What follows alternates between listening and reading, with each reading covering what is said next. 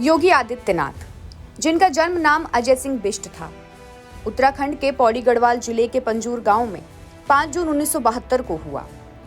वे राजपूत परिवार से हैं और उनके पिता आनंद सिंह बिष्ट वन विभाग में रेंजर थे। अजय सिंह बिष्ट यानी योगी जी 7 बच्चों में से एक थे। उनके 2 छोटे भाई और 3 बहनें थीं। प्रारंभिक शिक्षा उनके गांव टेहरी के गजा स्कूल में हुई। उसके बाद ऋषिकेश के श्री भारत मंदिर इंटर कॉलेज से इंटरमीडिएट पास किया और फिर उन्होंने हेमवती नंदन बहुगुणा गढ़वाल विश्वविद्यालय से बीएससी गणित की डिग्री हासिल की। बस इसी दौरान वो एबीवीपी यानी अखिल भारतीय विद्यार्थी परिषद से जुड़े, जिसने उनके विचारों में राष्ट्रीयता और हिंदुत्व की छाप छोड़ी। अब पढ़ाई लिखाई में अव्वल रहने वाला छात्र सन्यासी बना। इसकी कहानी भी बेहद दिलचस्प है।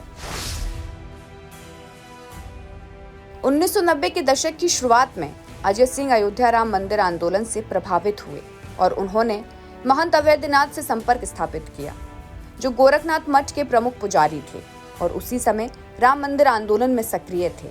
1994 में मात्र 21 से 22 वर्ष की उम्र में उन्होंने परिवार और सांसारिक जीवन त्याग कर संन्यास ले लिया और अपना नाम बदलकर योगी आदित्यनाथ रख लिया। संन्यास ग्रहण के बाद उन्होंने गोरखनाथ मठ में आध्यात्मिक जीवन आरंभ किया और धीरे धीरे अवैधनाथ के भरोसेमंद शिष्य और उत्तराधिकारी बने। 12 सितंबर 2014 को महंत अवैधनाथ के निधन के बाद योगी आदित्यनाथ को गोरखनाथ मठ का महंत बनाया गया और 2 दिन बाद ही उन्हें पीठाधीश्वर की उपाधि मिली। मठ ने उन्हें धार्मिक, सामाजिक और राजनीतिक क्षेत्र में व्यापक प्रभाव प्रदान किया।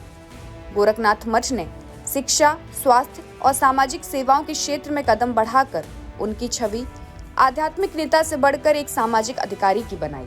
अब आपके मन में भी ये सवाल होगा कि फिर एक महंत मुख्यमंत्री कैसे बन गया? तो आइए इस दिलचस्प किस्से के बारे में भी आपको बताते हैं। सबसे पहले राजनीति में प्रवेश करने की बात करते हैं। दक्षिण पूर्व उत्तर प्रदेश में हिंदुत्व की राजनीति में उनका महत्व तब बढ़ा जब 1996 में उन्हें महंत अवैधनाथ की चुनावी प्रचार टीम का प्रमुख बनाया गया। 1998 में मात्र 26 वर्ष की आयु में योगी आदित्यनाथ पहली बार गोरखपुर से भाजपा के टिकट पर लोकसभा सांसद चुने गए। वहीं वे भारतीय संसद में सबसे कम उम्र के सांसद बने हैं। सांसद के रूप में उनकी उपलब्धियों के बारे में आपको बताते हैं। उन्होंने लगातार 5 लोकसभा चुनावों में जीत हासिल की, जिससे उनकी राजनीतिक पकड़ और मजबूत हुई। लोकसभा में उनकी उपस्थिति 77% रही और उन्होंने 284 प्रश्न पूछे, वहीं 56 बहसों में भी भाग लिया। ये सामान्य सांसदों से अधिक सक्रियता दिखाता है। हिंदू युवा वाहिनी का भी उनके जीवन में बड़ा रोल रहा है। सन 2002 में उन्होंने हिंदू युवा वाहिनी की स्थापना की, जो हिंदुत्व और राष्ट्रीयता पर आधारित संगठन था।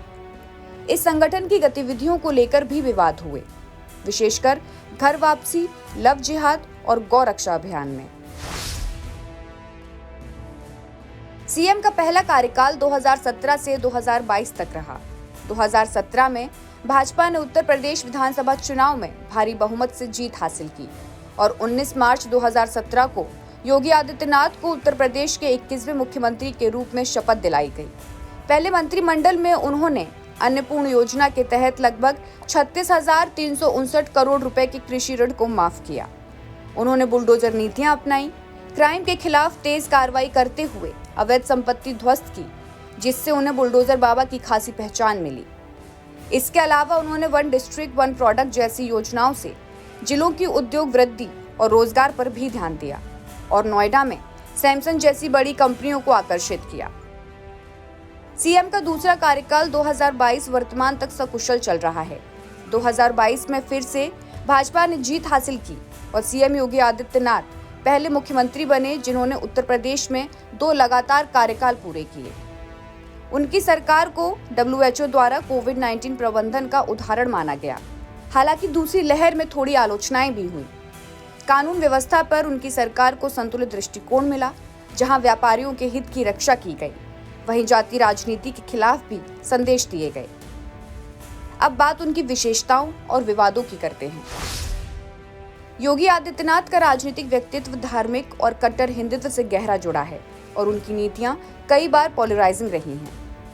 मठ और राजनीति के बीच संतुलन बनाए रखते हुए उनका शासन ढांचा अभूतपूर्व सशक्तता के साथ चलाया गया। कई नीतियां विकास केंद्रित रहीं, कई संवेदी विषयों पर भी रहे। योगी आदित्यनाथ के पूरे सफर को अगर थोड़े में समझा जाए तो 1972 में एक छोटे से गांव से जन्मे अजय सिंह बिष्ट ने सन्यासी बनकर योगी आदित्यनाथ का रूप धारण किया। धार्मिक गुरु से राजनीति में कदम रखते हुए उन्होंने सांसद और बाद में मुख्यमंत्री की भूमिका निभाकर उत्तर प्रदेश और भारतीय राजनीति में अपनी विशिष्ट पहचान बनाई।